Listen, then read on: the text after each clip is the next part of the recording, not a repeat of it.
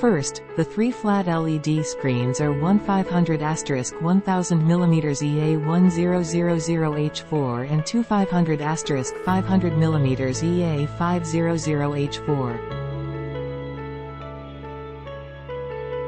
First, put EA1000H4 and EA500H4 close together, because the quick lock of EA1000H4 can only match one EA500H4 quick lock.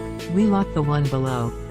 Then we stack the second EA500H4 through the positioning column of the EA500H4 below, and lock the connection between the two EA500H4.